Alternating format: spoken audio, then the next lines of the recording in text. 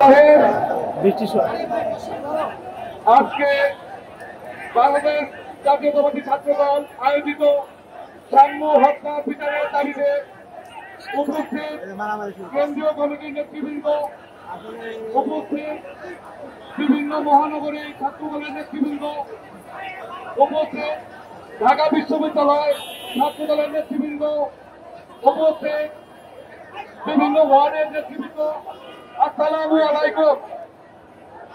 সাম্য হত্যার বিচারের দাবিতে আপনাদের এই অবস্থান কর্মসূচি আমাদের পরিবার আপনাদের কাছে চিরঋণী হয়ে থাকবে।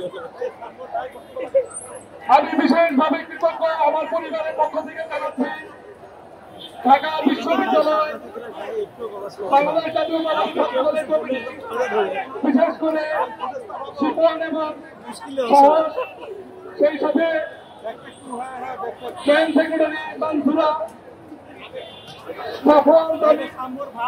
আইন বিষয়ক সম্পাদক, তারা ঘটনার রাত থেকে রাত এবং দিন সকাল পর্যন্ত আমাদের সাথে থেকে আমাদের সাহস শক্তি জুগিয়েছে। ছাত্রদলকে আমরা পারিবারিকভাবে আমাদের একজন সদস্য মনে করি। আমার বড় ভাই সাবেক ছাত্র দলের নেতা ছিল, মুক্তিযোদ্ধা বিষয়ক সম্পাদক ছিল রাজীব আকরাম ভাই কমিটির রূপে। আমি নিজেও জগন্নাথ বিশ্ববিদ্যালয় ছাত্র দলের রাজনীতিতে যুক্ত ছিলাম। আমার ছোট ভাই বরিশাল মেডিকেল ছাত্র দলের সাথে সম্পৃক্ত ছিল এবং আমার ছোট ভাই যাকে নির্মমভাবে হত্যা করা হয়েছে সে সাহিত্য প্রকাশনা বিষয়ক সম্পাদক হল কমিটিতে ছিল। এই জন্য ছাত্রদলকে আমরা আমাদের পরিবারের একজন সদস্য হিসেবে মনে করি। আমাদের পরিবার আপনাদের এই অবদানকে চিরকৃতজ্ঞ রূপে স্মরণ করে যাবে। আজকে আমরা সাম্য সহপাঠী এবং ডিপার্টমেন্টের শিক্ষকরা শাহবাগ থানায় পুলিশ প্রশাসনের সাথে বসেছিল। তারা 48 ঘন্টা আলটিমেটাম দিয়েছিল। আমি সেই মিটিংয়ে উপস্থিত ছিলাম।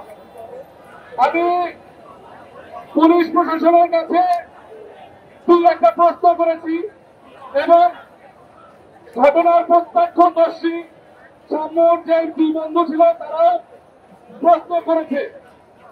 ঘটনার সময় দুইজনকে সাধারণ জনগণ গ্রেপ্তার করেছিল, গ্রেপ্তার করে পুলিশের হাতে দিয়েছিল। কিন্তু আমরা জানতে পারি ঘটনা ঘটার 4 ঘন্টা পরে ঘটনাস্থল থেকে 7-8 কিলোমিটার দূরে কোনো এক হসপিটাল থেকে সেই সমস্ত 2 জন ক্রিমিনালকে গ্রেপ্তার করে।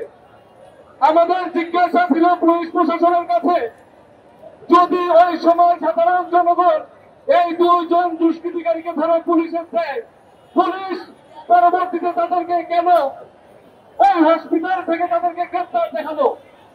এইখানে প্রত্যক্ষদর্শীর বর্ণনা বলা হয়েছে পুলিশ ইচ্ছাকৃতভাবে তাদেরকে ছেড়ে দেয় ঘটনাস্থলে। তাদেরকে 2 জনকে যাদেরকে গ্রেপ্তার করা হয়েছিল, সাধারণ জনগণ যাদেরকে গ্রেপ্তার করেছিল তাদেরকে ছেড়ে দেয়। আমি জানতে চাই পুলিশের উপরে কোন প্রেশার ছিল কিনা, চাপের কারণে পুলিশ ওই 2 জনকে ছেড়ে দিতে বাধ্য হয়েছিল কিনা, এটা আমার জিজ্ঞাসা। পুলিশের যে ছবি আমরা দেখেছি দুষ্কৃতিকারীদেরকে আমাদেরকে যারা এই দুষ্কৃতিকারীদের ছবি দেখানো হয়েছে, সেই দুষ্কৃতিকারীদের সম্মুখে যাওয়ার জন্য প্রত্যক্ষদর্শী 2-3 জন কথা বলেছে। পুলিশ তখন কোনো সুযোগ দিতে পারে নাই। এইখানে পুলিশের কোনো ইন্টারেস্ট নেই। সামান্য ছিনতাইকারী প্রত্যক্ষ ব্যক্তি ইসলামের কারণে যদি আমার ছোট ভাই নিহত হয়, পুলিশের কোনো পূর্ণমাত্র আগ্রহ থাকার কথা না। তারা অতি দ্রুত খুনিকে ধরার জন্য সর্বাত্মক প্রচেষ্টা চালাবে। তারা কি করবে?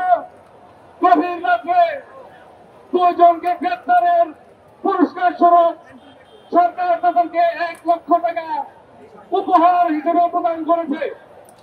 আমি পুলিশকে লক্ষ্য করে বলতে চাই, যদি আপনাদের উপহারের দরকার হয় আজকের এই সমাবেশে আমি ঘোষণা দিলাম, যদি দুষ্কৃতিকারীদেরকে অবিলম্বে গ্রেপ্তার করা হয়, আমি ৫ লক্ষ টাকা উপহার হিসেবে উপহার প্রদান করবো ইনশাল্লাহ। বিভিন্ন মাধ্যমে আমি জানতে পেরেছি, বেশ কিছুদিন আগে থেকেই সাম্য যেই হলে অবস্থান করে, সেই হলে বিভিন্ন রাজনৈতিক দলগুলোর মধ্যে টানাপোড়েন চলছিল। আমরা পুলিশকে এই বিষয়ে সবাই দৃষ্টি দেওয়ার আহ্বান জানাচ্ছি। আমার ছোট ভাই সাম্য দোষ যদি থাকলে সেটা উঠে আসবে। আমি বড় ভাই হয়ে আমার ছোট ভাইয়ের গুণাগিত্রী করতে এটা বাড়াবাড়ি মনে হবে। তবে আমি এটা বুকে হাত দিয়ে বলতে পারি, আমার এই ছোট ভাইয়ের জন্য কখনো কোনো পারিবারিক সালিশ বৈঠকে আমাদের বসতে হয়নি, কখনো কোনো দেওয়ানি মামলা মুখোমুখিও আমাদের হতে হয়নি। এখন যে সমস্ত কিছু কিছু ফেসবুকে দেখছি, আমার ছোট ভাইয়ের চরিত্র হরণের জন্য ইন্ধন দিয়ে যাচ্ছে, আমি তাদেরকে সাবধান করে দিতে চাই।